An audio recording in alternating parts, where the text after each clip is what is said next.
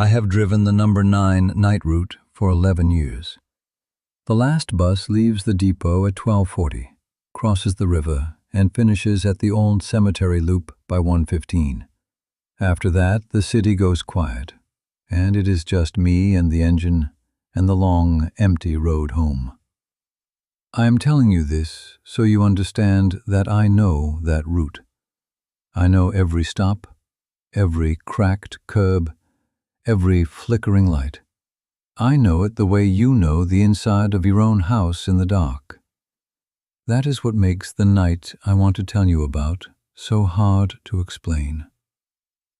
It was a Tuesday in November, cold, the kind of cold that gets into the metal of the bus and stays there. I pulled out of the depot at 12:40 exactly, and for the first 20 minutes I had no passengers at all, just my reflection in the black windows, and the heater rattling like it wanted to give up. Then, at the stop by the closed paper mill, a woman got on. I remember her clearly because nobody ever waits at that stop. There is nothing out there. But she was standing under the broken light in a long gray coat, and when the doors opened, she stepped up slowly, like her knees hurt, and she sat down in the very back row without a word.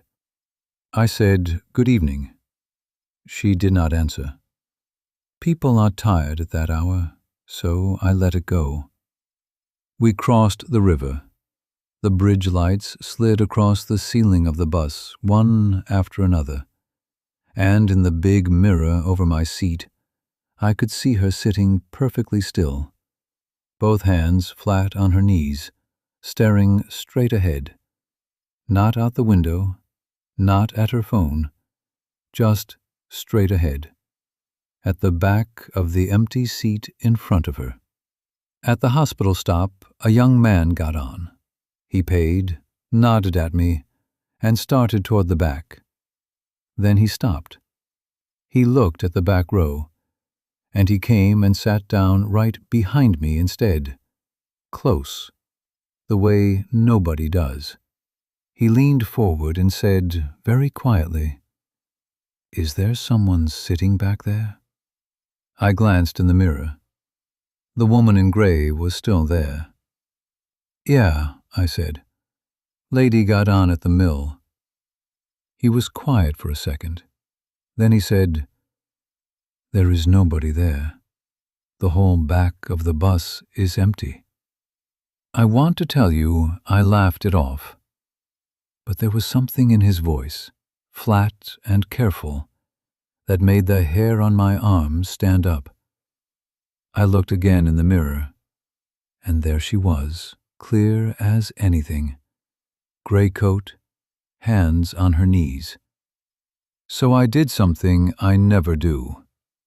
I leaned over and adjusted the mirror, tilting it down, looking at the back row directly.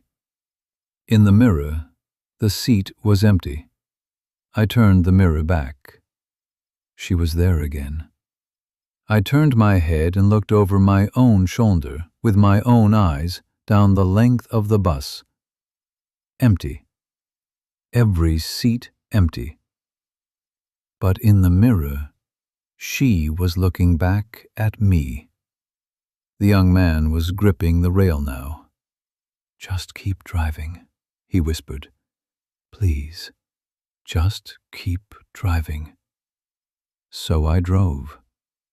My hands were steady on the wheel, I will give myself that. But my heart was going like a fist on a door. Every few seconds I could not stop myself from checking the mirror, and every time she was there. And every time the bus behind me was empty. And the worst part, the part I have never been able to shake, is that with each stop we passed, she was a little closer. Not walking. I never saw her move. But one stop she was in the back row, and the next she was 3 rows up, and the next she was at the middle door, still sitting, still with her hands on her knees, still staring at me in the glass. The young man saw it too, in the mirror. He could not see her with his eyes, but he could see her in the mirror, and he started to breathe fast, these short little breaths. "What does she want?" he kept saying. "What does she want?" We came to the cemetery loop, end of the line, 1:15 in the morning. The big iron gates were on our left, and the street light there has been out for years, so it is just darkness and the shapes of the stones behind the fence. I pulled in to the final stop, and in the mirror she stood up. She had been sitting this whole time. Now she stood, in the row directly behind us, and she raised one hand slowly, and she pointed, not at me, at the doors. I did not want to open those doors. Everything in me said, keep them shut. Drive back to the depot. Never speak of this again. But my hand reached for the lever on its own, the way it has 10,000 times, and the doors hissed open into the cold. And the cold that came in was not November cold. It was deeper than that. It came in like water, and the young man behind me made a small sound, and when I looked in the mirror, the woman was gone. The back of the bus was empty. The doors were open onto the dark cemetery, and on the bottom step, where someone getting off would place their last footstep, there was a single wet print in the shape of a shoe. Just one, pointing out into the dark. I closed the doors. I drove back to the depot so fast I ran 2 reds. The young man got off at the hospital, and before he stepped down, he grabbed my arm and said, "Look her up, the mill stop. Look up who used to wait there."